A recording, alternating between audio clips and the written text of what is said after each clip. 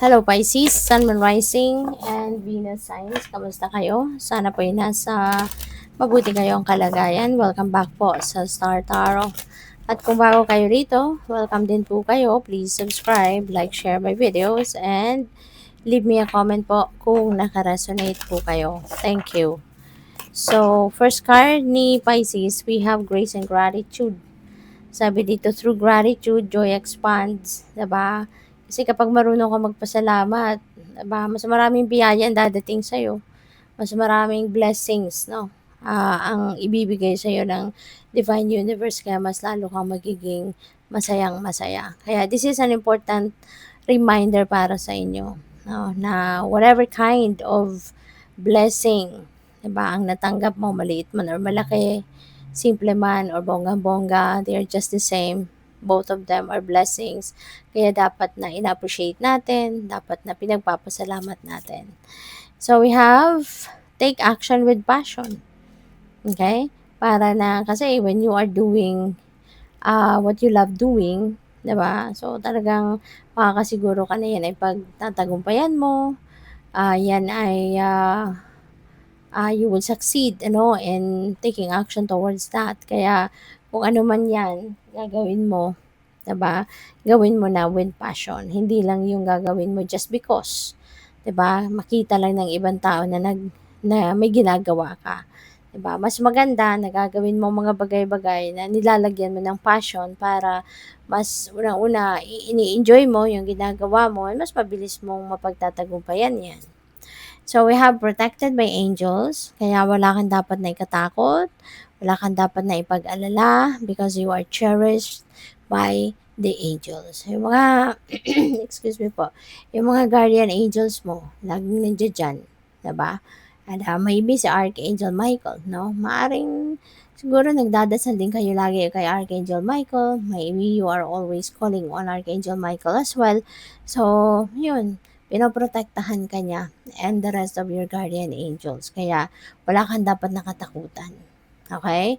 Whatever you want to do it. Kung ano man ang mga pangarap mo, sige lang, huwag kang matakot.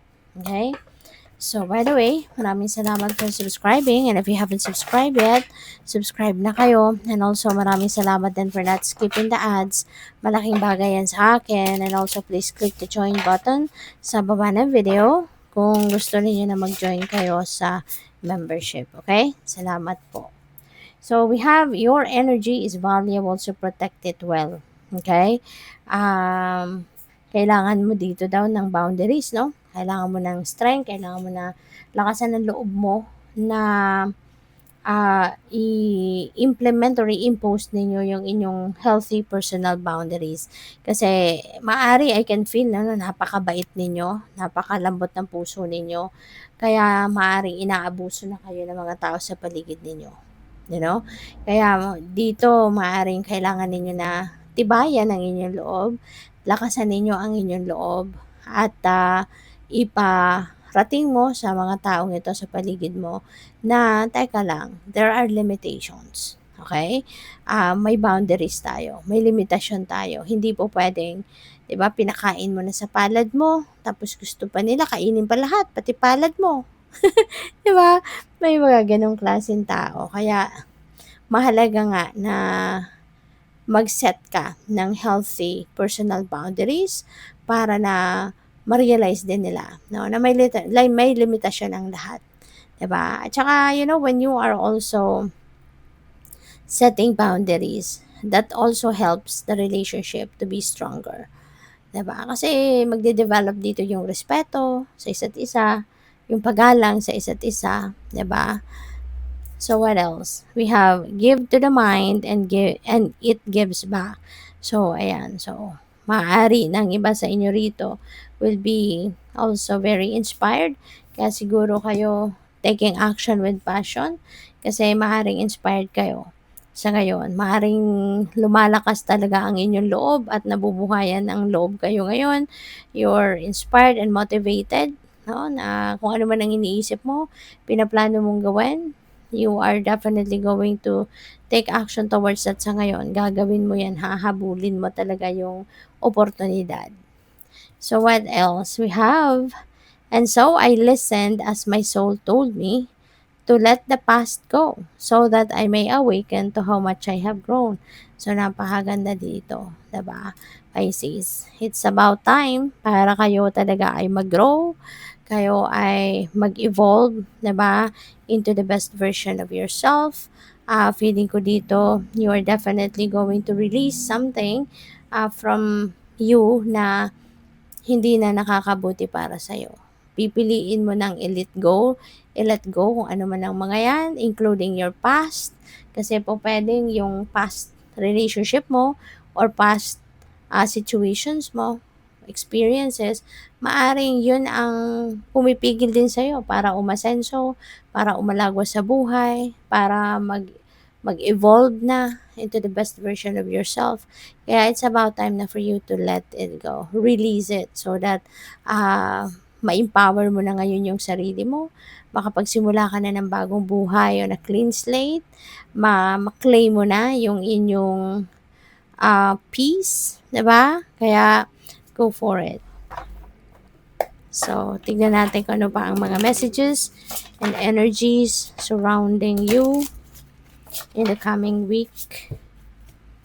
So, we have temperance. Ayan. So, it feels like to me na ikaw ito. You've been very patient. You know, dito, hindi, dito pala sa my boundaries. You've been very, very patient for so many months siguro or maybe years, no? Talagang sa pagmamahal mo, pagpapahalaga mo sa mga taong ito sa paligid mo, talagang nagpasensya ka na nagpasensya. Iba yung pasensya, sakong-sako, sakong mga pasensya ang maaring baon-baon mo talaga diyan, 'no? At, para umabot ka sa ganitong punto na hanggang ngayon, kahit inaabuso ka na, ay talagang nandiya ka pa rin para sa kanila. So, yun, your patience, 'di ba, have brought you here. At ngayon, eto na, maaring hindi mo na 'to papayagan, 'di ba, na abusuhin ka pa nila. So, we have Five of Swords. Five of Swords could be conflict. O pwedeng internal conflict ito. Baka nagdadalawang isip ka pa kung magsiset ka ng boundaries or hindi. O pwedeng iniisip mo pa rin yun. 'Di ba? Baka ikaw pa yung nahihiya ngayon. Or baka natatakot ka. 'Di ba? Huwag kang matakot. You are protected by the universe. At saka kung ikakabuti din naman ito ng inyong relationship with them, huwag kang matakot. Gawin mo yan. So, we have Nine of Swords and maybe it's stressing you out. Diba? Kasi gusto mong protektahan yung sarili mo, gusto mong limitahan din ang mga ginagawa ng mga taong ito kasi baka na-hurt ka na. Diba? At baka feeling mo nanliliit ka na din. Kaya maaring, ayun, kaya hindi ka makapag-desisyon dito siguro hindi mo pa ma-implement agad-agad itong gusto mo kasi yun, nagkaka-anxiety ka, nagwo-worry ka na baka magalit sa'yo or kung ano pa man. But you know what? Ah, huwag kang mag-alala. 'Di ba? You are protected by the universe. Hindi ka papabayaan.